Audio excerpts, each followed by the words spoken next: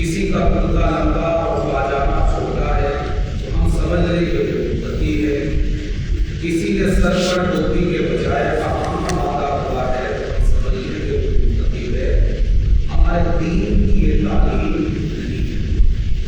ہمارا دین بڑا ہی بنیادی اور بڑا ہی سچا تصور دیتا ہے، اور وہ یہ کہ تقوی کی بنیاد اور اس کی جڑ یہ باطن ہے۔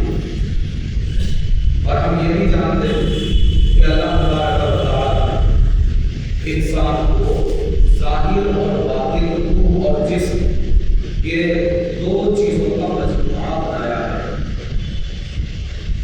اور جس طرح جسم بیمار ہوتا ہے اسی طرح روح بھی بیمار ہوتی ہے۔ انسان کی عادت یہ ہے کہ وہ جسم کی طرف زیادہ توجہ دیتا ہے، جسم کی صحت کی طرف۔ میں نے جمعہ میں بھی عرض کیا کہ تمام طرح کا کھانا پینا پہننا اوڑھنا سارا بنام سلا سارا حسن و جمال انسان سے بدل کا دیکھتا ہے۔ ہمیشہ اسی طرح وہ سارے آئینے جو انسان نے بنائے، انسان کے تمام بنائے ہوئے آئینے اسے اس کا ظاہر اور اس کا جسم ہی دکھاتے ہیں۔ انسان نے کوئی ایسا آئینہ نہیں بنایا جو اسے اس کا باطن اور اس کا روح، اس کی روح اسے دکھائے۔ اسی لیے یہ ساری زندگی اپنے جسم کو بناتا رہتا ہے، اور جسم کی طرف توجہ کے نتیجے جب جسم بیمار ہوتا ہے تو یہ فوراً ڈاکٹر کی طرف آتا ہے، لیکن چونکہ روح کی طرف اس کی توجہ نہیں ہوتی اور روح کی طرف توجہ نہیں کرتا، اسی لیے روح کی بیماری کیا، روح کی صحت کی طرف بھی اسے کوئی توجہ نہیں ہوتی۔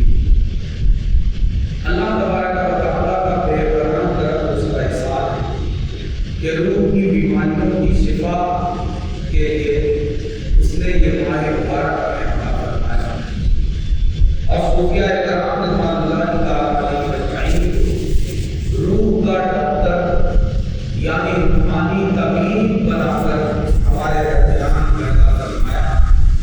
کہ صوفیاء کرام رضوان اللہ تعالیٰ علیہ ہمیں یہ بتایا، اور صوفیاء سے پہلے ہمارے دین نے یہ بتایا کہ اللہ نے تمہیں دو چیزوں سے پیدا کیا ہے، روح اور ایک جسم۔ اور ہمارا دین جس طرح جسمانی طبیب بن کر آیا، اسی طرح روحانی طبیب بن کر بھی آیا۔ اور صوفیاء کرام رضوان اللہ علیہ جو حضور آقا کریم صلی اللہ علیہ وآلہ وسلم کے حقیقی نائب اور سچے وارث ہیں، انہوں نے بارگاہ رسالت سے آپ کی یہ تعلیمات لے کر ساری دنیا تک پہنچائی، اور قیامت تک ان کی یہ تعلیمات سے لوگ استفادہ کرتے رہیں گے۔ حضرت شیخ سعدی علیہ الرحمٰن کی یہ کتاب اسی باطنی انجینئرنگ اور باطنی طبابت اور باطنی ڈاکٹری کے تعلق سے ہے۔ اور ہم جانتے ہیں کہ درس گلستان کا یہ سلسلہ گزشتہ چند برسوں سے جاری ہے، جہاں سے ہم اسے چھوڑتے ہیں پھر وہیں سے آج کا سال کنٹینیو کرتے ہیں۔ اس کتاب گلستان کا دوسرا باب ہمارے زیر مطالعہ تھا گزشتہ سال، اور اس باب میں حضرت شیخ سعدی شیرازی علیہ الرحمٰن کی جو گفتگو ہم نے جہاں چھوڑی تھی وہ یہ چل رہی تھی کہ انسان کی روح ایک بڑی خطرناک بیماری جو اسے اندر سے ایسا کھوکھلا اور خالی کر دیتی ہے کہ پھر انسان باطنی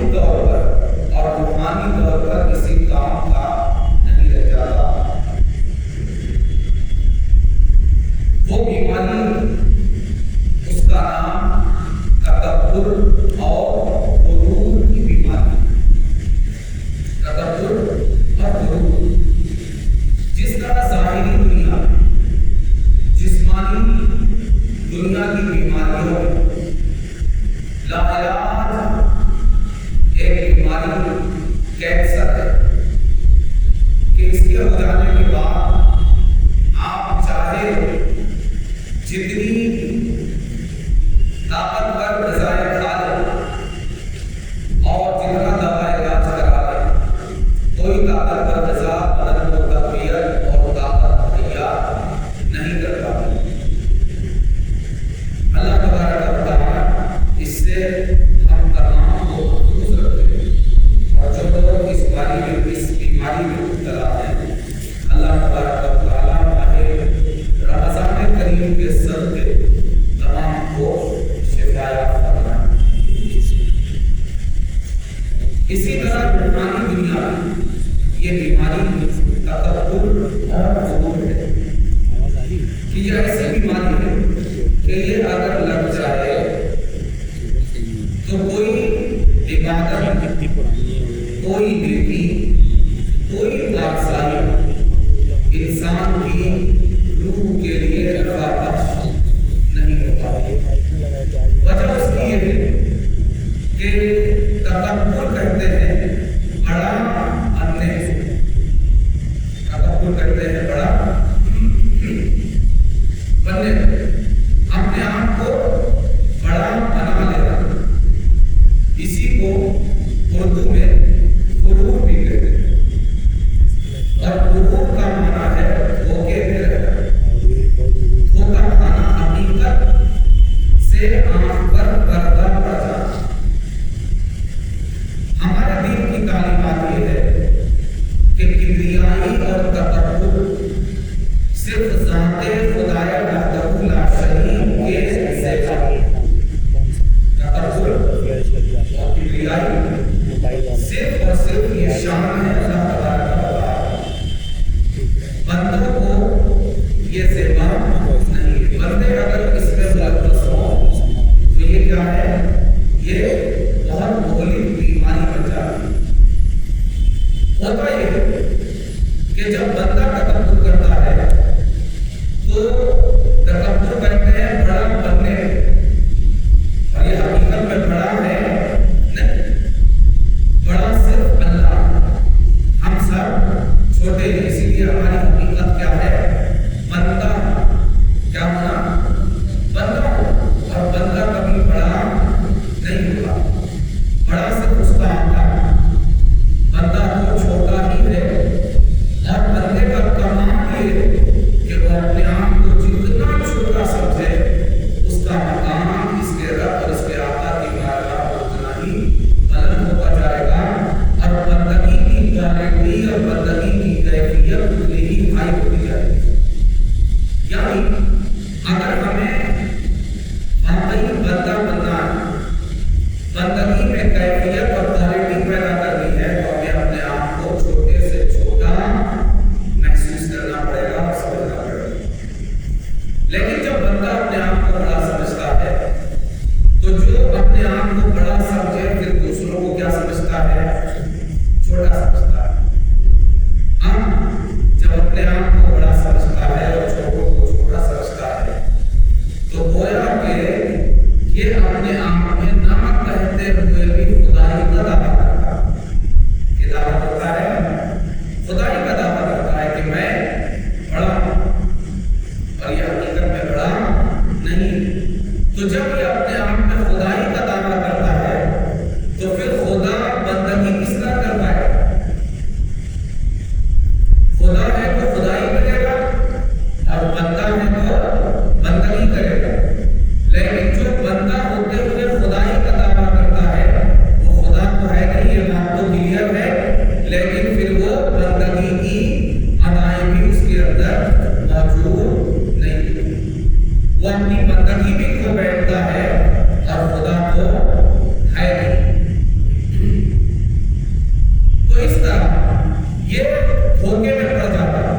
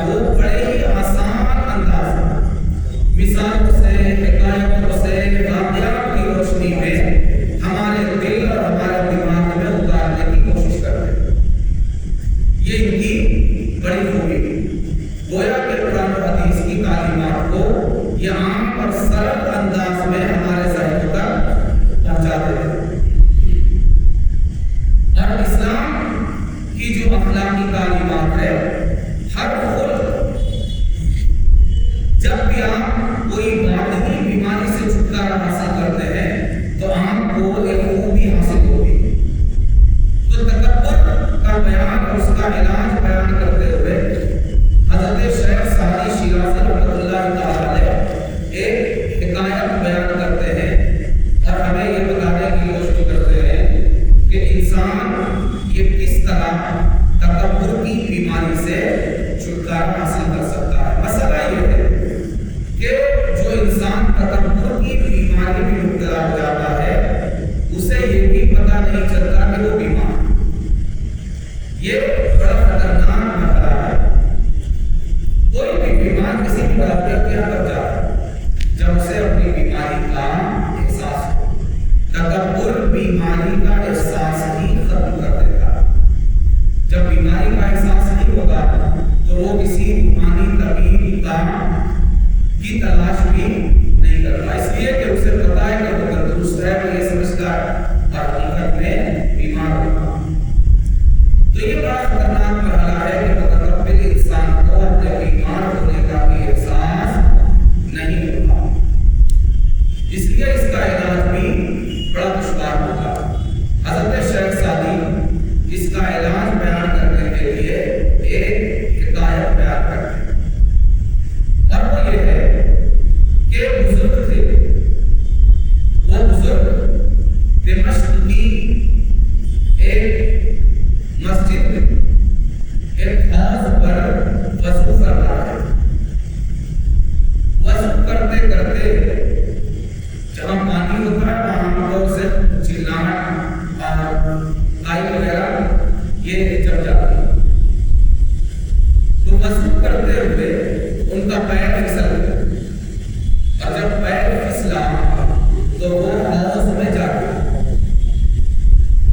اور حوض میں گرے بھی تو ایسا گرے کہ جان پر آ۔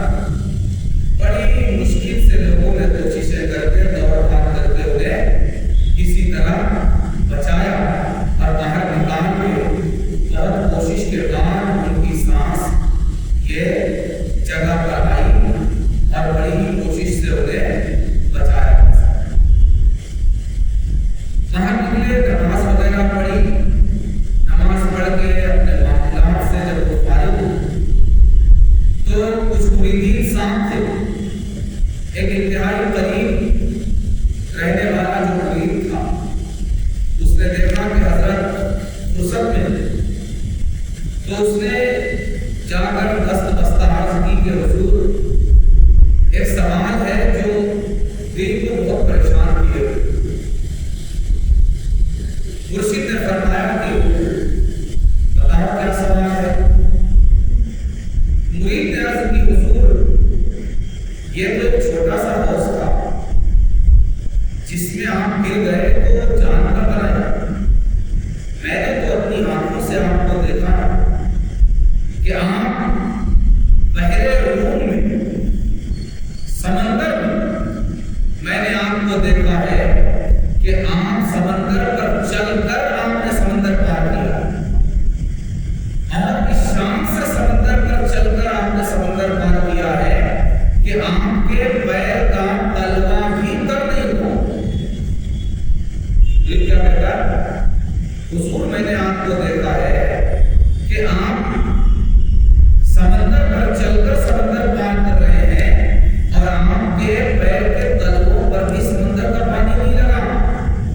ڈوبنا تو دور، سمندر کا پانی آپ کے تلووں کو بھگا بھی نہیں پایا۔ لیکن یہ عجیب معاملہ ہے حضور، عجیب معاملہ ہے کہ آج اس مسجد کے چھوٹے سے حوض میں آپ کا پیر پھسلا اور آپ ڈوب گئے، اور اگر لوگ دوڑ کر نہیں بچاتے تو آپ اللہ کو پیارے ہو جاتے۔ تو یہ دو کیفیتیں، ایک کیفیت کیا تھی؟ سمندر پار گئے، کر گئے اور پیر گیلا بھی نہیں ہوا۔ سمندر پار کر گئے اور پیر گیلا بھی نہیں ہوا، اور یہ سمندر ہے اور یہ حوض سمندر کا فرق پتا ہے نا؟ معمولی بہت غیر معمولی فرق ہوتا ہے۔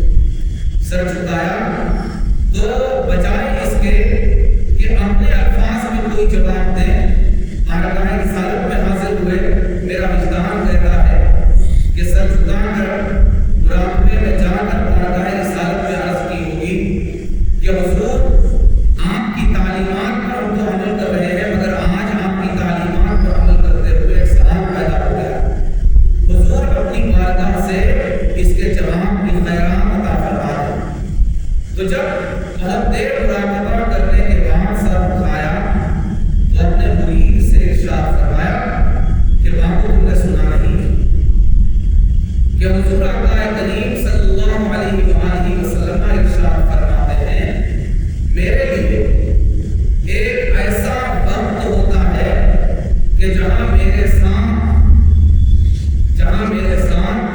کوئی مقرب فرشتہ اور اللہ کا کوئی نبی اور کوئی رسول بھی سما نہیں سکتا۔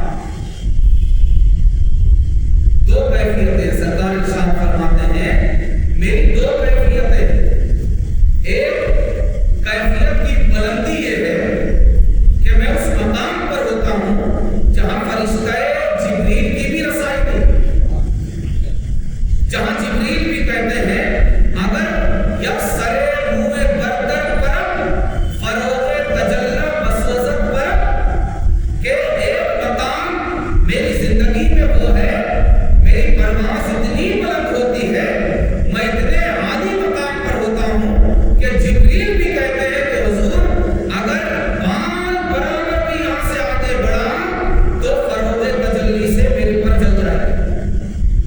تو ایک مقام اور ایک کیفیت میری زندگی کی یہ ہے کہ فرشتہ بھی وہاں تک رسائی نہیں رکھتا، اور ایک شان میری یہ ہے جہاں میں سیدہ عائشہ کے ساتھ زمین پر زندگی گزارتا ہوں، سیدہ حفصہ کے ساتھ زندگی گزارتا ہوں، سیدہ زینب کے ساتھ زندگی گزارتا ہوں، سیدہ میمونہ کے ساتھ زندگی گزارتا ہوں، ابو بکر صدیق کے ساتھ بیٹھا ہوا ہوتا ہوں، فاروق اعظم کے ساتھ مجھے دیکھتے ہو، عثمان علی رضی اللہ تعالیٰ عنہ مجمعین کے ساتھ میں تمہیں نظر آتا ہوں، کھاتا ہوں، پیتا ہوں، سوتا ہوں، جاگتا ہوں۔ یہ دو کیفیتیں ہیں، ایک کیفیت وہ ہے جہاں جبریل کی رسائی ہے جو فرشتوں کے سردار ہیں، اور ایک شان یہ ہے جہاں تمہارے درمیان تمہارے بیچ بیٹھا ہوا نظر آتا ہے۔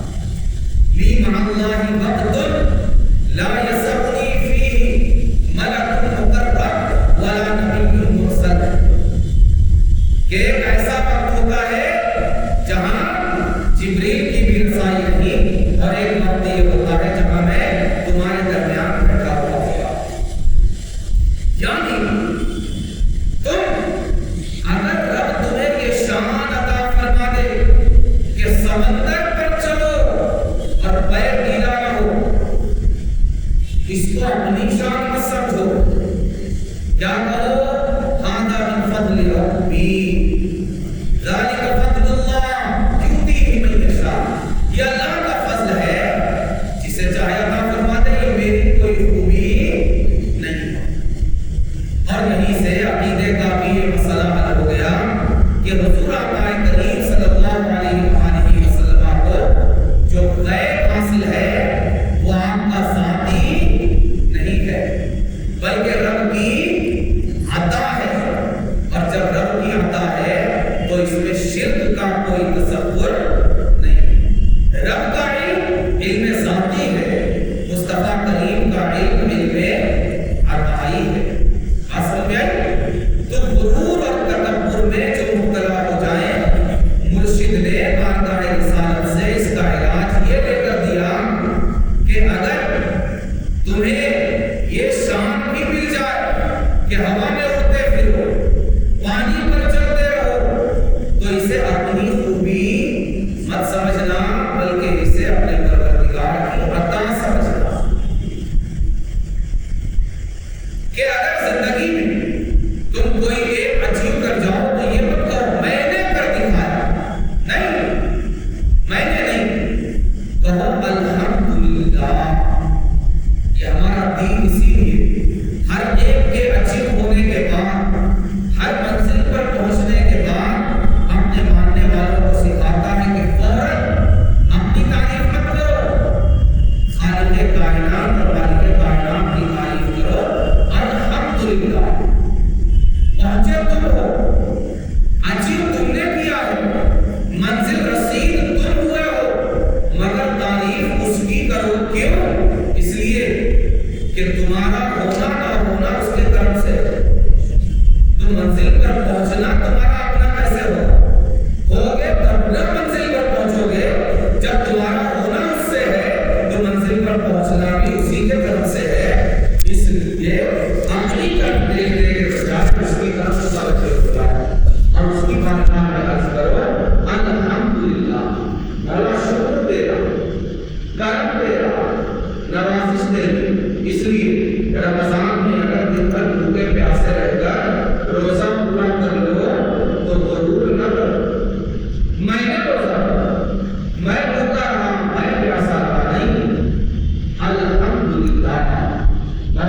تو نے توفیق دی وہ بھوکا رہ سکا، تو نے توفیق دی وہ پیاسا رہ سکا، مولا تو نے کرم فرمایا تو رمضان کے لیے مہینہ ملا، تو نے کرم کیا تو رمضان کے لیے اوقات ملے، اور مولا تیرا ہی کرم ہوگا تو یہ بھوک اور پیاس روزہ رہے گا، ورنہ یہ تو فاقہ بن جائے گا۔ ٹھیک ہے، تو جب بھی یہ کیفیت اور یہ بیماری محسوس ہو تو رب کی طرف متوجہ ہو جائے۔ اللہ تبارک و تعالی ہم سب کو اس بیماری سے بچائے۔ یہ بیماری ایسی سنگین بیماری ہے کہ ہمیں یہ بیماری لگنے کا احساس بھی نہیں ہو سکتا۔ میں بھی میرے اندر بھی یہ بیماری، میں بھی آپ کے اندر یہ بیماری ہوں۔ ہم سب کو اپنے آپ کو کنٹرولتے رہنا چاہیے۔ کیسے کنٹرولیں گے؟ اس کی علامت بھی مرشد نے بتا دی۔ اس کی علامت کیا ہے کہ ہم اپنی کسی خوبی کو اپنا تو نہیں سمجھتے۔ سمندر میں چل رہا تھا، میں چل رہا تھا، لہٰذا ہوش میں گر گیا تو مجھے شرم آ رہی۔ ارے لوگوں نے گرتے ہوئے دیکھے، ارے لوگوں نے گرتے ہوئے دیکھا تو کیا کیا؟ میری تو حقیقت یہی ہے، اس نے تیرایا تو تر گیا، اس نے ڈوبایا ڈوب گیا۔ نہ تیرنا میرا نہ ڈوبنا میرا، تم ہنستے ہو تو ہنسو، نہ تعریف میری۔ جب سمندر پر چلا تم تعریف کر رہے، کیا پیر صاحب، کیا حضرت صاحب، ارے کیا حضرت اور کیا پیر؟ نہ تیرنا میرا تھا نہ ڈوبنا میرا، تیرا بھی اس کے کرم سے، ڈوبا بھی اس کے عزم سے۔ نہ تمہاری تعریف سے پھول کر پھٹتا ہوں اور نہ تمہارے ہنسنے سے شرمندہ ہوتا ہوں۔ یہ ہے بیماری کی علامت کہ کوئی تعریف کرے اگر خوبی پر کہ کیا حضرت ہے، کیا حضور ہے، تو بھول کر ہٹو مت اور رب کی طرف متوجہ ہو جاؤ۔ اور میں کیا، میں اگر اپنا پاس کو دیکھوں، پیچھے جاتا جاؤں، اگر اپنی لائف کی کیسٹ کو ریورس کر کے دیکھوں تو میں پانی کا ناکام قطرہ ہوں، پانی کا ایک ناکام قطرہ ہوں۔ یہ حقیقت ہے مولا میرے۔ اگر آج خوبصورت وجود ملا ہے، یہ آنکھ ہے، یہ پیر ہے، یہ زبان ہے، یہ خوبصورت وجود ہے، خوبصورت لباس ہے، اچھا سوچنے اچھا بولنے والی زبان ہے، بولنے والے قدم ہے، طاقتور بازو ہے، ہمت و طاقت والا وجود اگر ہے، سب کچھ تیری عطا ہے، کوئی خوبی میری نہیں ہوگا۔ بات سمجھ گئے؟ تو اگر اس بیماری کو ڈائگنوز کرنا ہے، کیسے کریں گے نا انشاءاللہ رمضان کے صدقے؟ کیسے ڈائگنوز کریں گے؟ اس بیماری کو ڈائگنوز اس طرح کریں گے کہ ہم کسی خوبی کو اپنی ذات کی طرف تو منسوب نہیں کر رہے۔ میں نے کمایا، اتنا کامیاب بزنس مین ہوں میں، اتنا کامیاب تاجر ہوں میں، کتنا اچھا پہنتا ہوں میں، کتنا اچھا دکھتا ہوں میں، کتنا اچھا بولتا ہوں میں، میرا چہرہ کتنا اچھا ہے، میری رفتار کتنی خوبصورت ہے۔ اگر کوئی بھی خوبی میں اپنی طرف منسوب کرتا ہوں تو پھر یہ چیز ڈائگنوز ہو جاتی ہے کہ میری روح بیمار ہے۔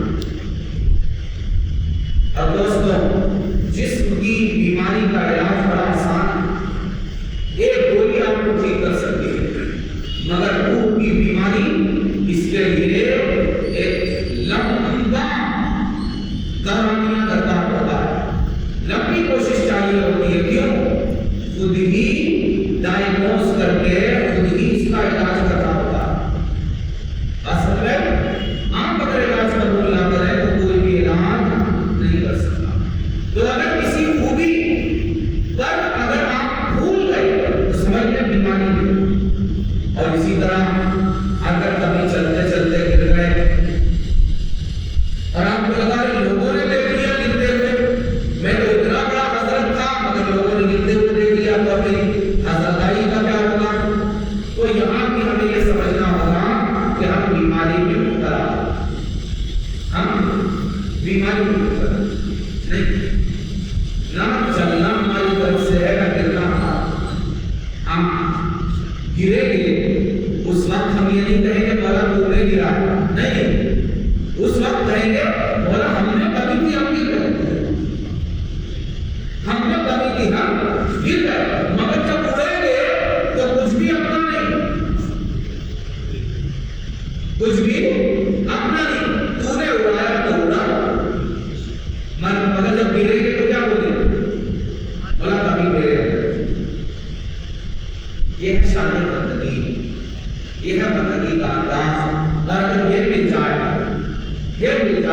تو پھر بندگی کی لذت ملتی ہے، پھر تقویٰ کا ٹیسٹ ملتا ہے، پھر تقویٰ کا ذائقہ ملتا ہے، جہاں پرواز ہو یا مستی ہو ہر حال میں بندے کی توجہ رکھنی پڑتی ہے۔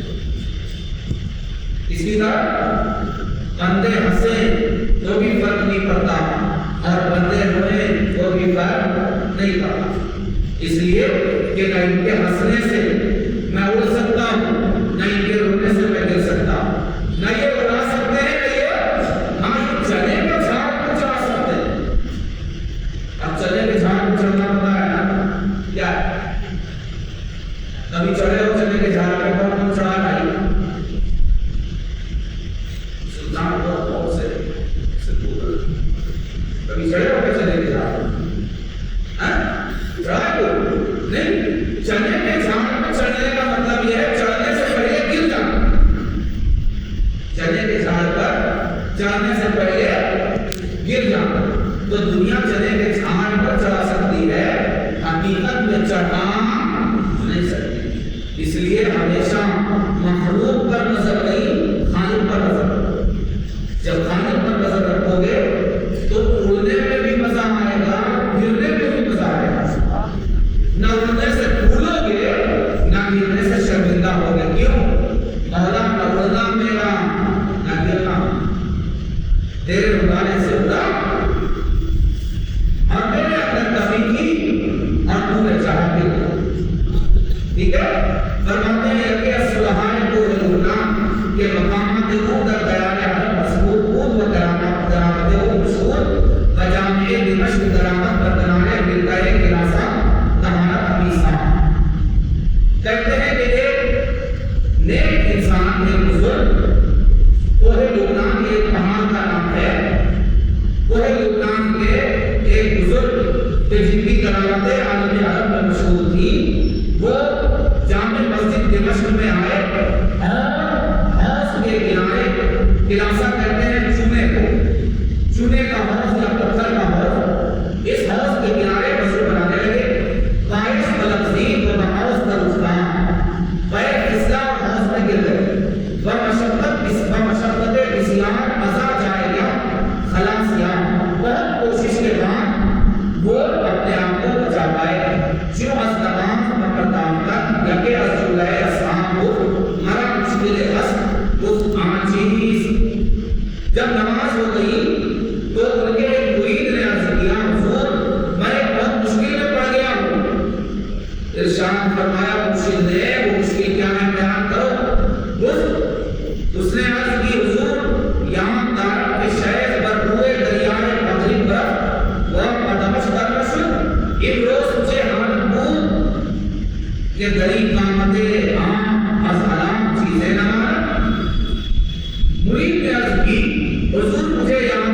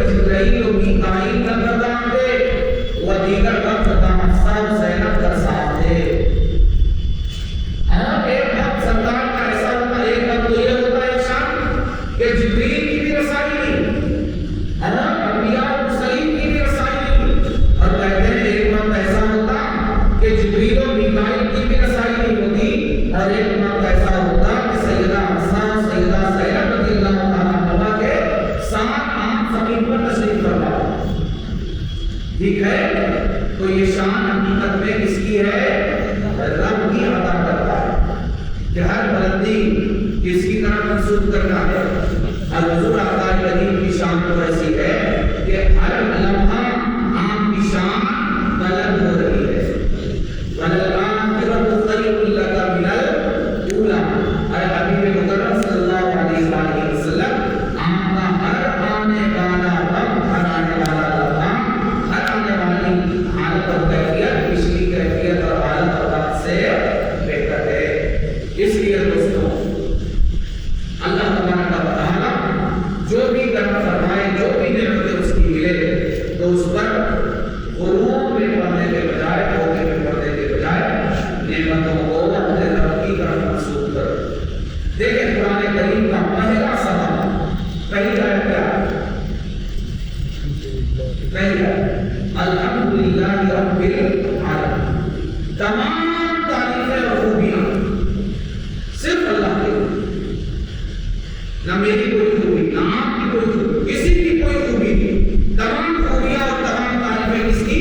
اللہ کی۔ یعنی قرآن کا پہلا سبق ہے کہ خوبیوں میں تکبر میں مت پڑو، بلکہ جب بھی اپنی کسی خوبی پر نظر جائے تو رب کی طرف متوجہ ہو جائے کہ مولا اصل خوبی تیری، اصل تعریف تیری، تاکہ تکبر کی بیماری سے محفوظ رہو۔ اور اگر کبھی اللہ نہ کرے یہ بیماری لگ جائے تو اس بیماری سے اسی علاج کے ذریعے چھٹکارا حاصل کرنے کی کوشش کرو کہ پردہ استغفار کے ساتھ اپنی طرف متوجہ ہو جاؤ کہ مولا میری توبہ، میں دھوکے میں پڑ گیا، مولا میری آنکھوں پر پردہ پڑ گیا، مولا میں کیا، میں تو خود اپنا نہیں ہوں، تو نے پیدا کیا تو پیدا ہوا، تو مولا میری کوئی خوبی میری کیسے ہو سکتی؟ مولا میں بھی تیرا ہوں، میری ہر خوبی بھی تیری، مولا میں دھوکے میں پڑ گیا، مجھے معاف فرما دے۔ اللہ تبارک و تعالیٰ رمضان کریم کے صدقے ہمیں اس مغلق ترین بیماری سے نجات عطا فرما دے۔